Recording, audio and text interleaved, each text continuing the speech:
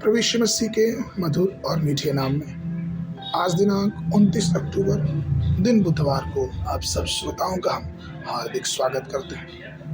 आज के दिन के लिए जो वचन है वो लिया गया है मत्ती रचित सुसमाचार उसका 11 अध्याय 11 पद। मैं तुझसे सच कहता हूँ कि जो स्त्रियों से जन्मे हैं उनमें से यूहन्ना बपतिस्मा देने वाला से कोई बड़ा नहीं हुआ, पर जो स्वर्ग के राज में छोटा से छोटा है वह उससे बड़ा है। प्रियो, आज का विषय है यूहन्ना बपतिस्मा देने वाला। आज हम परमेश्वर के एक पवित्र सेवक से आपकी मुलाकात कराना चाहते हैं, जिनके पिता का नाम जकरिया और वो एक आज याजक थे। उनकी माता का नाम एलीशिबा और ये दोनों याजक परिवार से संबंध रखते थे। उस व्यक्ति का नाम यूहन्ना था। यूहन्ना को यूहन्ना बपतिस्मा देने वाला इसलिए कहते हैं क्योंकि उसके जन्म से ही स्वर्गदूत ने उसके लिए भविष्यवाणी कर दी कि वो परमेश्वर के लिए मार्ग तैयार करेगा।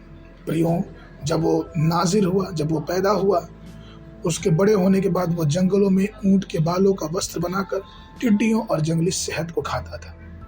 उसका वस्त्र उसकी अनुशासिता और पवित्रता को दर्शाते थे। संसार के लोगों से विपरीत, आराम की जिंदगी से अलग, वो अपने जीवन में विनम्रता और हर प्रकार की आशीषों के लिए प्रभु का मार्ग तैयार करने के लिए तैयार थे।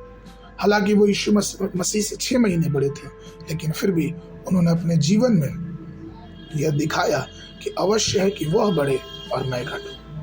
यूहन्ना बपतिस्मा देने वाले का जीवन का लक्ष्य यही था कि वो परमेश्वर के लिए गवाही दे कि वह परमेश्वर का मेमना है जो जगत के पाप को उठा ले जाता है। प्रिय, यूहन्ना बपतिस्मा देने वाले हमारे जीवन में हमें यह सिखाते हैं कि हमें नम्र और प्रभु को हमेशा अपने जीवनों से ऊंचा करना है। लोग यूहन्ना से पूछते थे कि तुम कौन हो, क्या तुम बड़े महान भविष्यवक्ता हो? लेकिन वो कहते थे कि मैं तो जंगल में पुकारने वाले का एक शब्द हूँ। कितनी विनम्रता थी प्रियो। यूहन्ना एक विशेष कार्य करने के लिए आए थे, लेकिन फिर भी उन्होंने लोगों को यरदन में पश्चाताप से और पापों की क्षमा के लिए बपतिस्मा के लिए एक बुलाहट ठहराई। यह बुलाहट जो एक विश्वास योग्यता थी उस बात के लिए जिस बात के लिए यूहन्ना का जन्म इस धरती पे हुआ था। प्रियो, इसलिए हमें यह सीखना है कि संसार में हमारे पास कुछ भी क्यों ना हो, हमें कभी घमंड नहीं करना है। अगर हमें घमंड करना है तो केवल अपने प्रभु पे कि हम उसके अनुग्रह के द्वारा बचाए गए हैं, हम उसके द्वारा छुड़ाए गए हैं और वो महान है।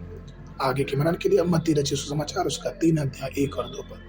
उन दिनों में यूहन्ना बपतिस्मा देने वाला आकर यहूदियों के जंगल में यह प्रचार करने लगा कि मन फिराओ, क्योंकि स्वर्ग का राज निकट आ गया है।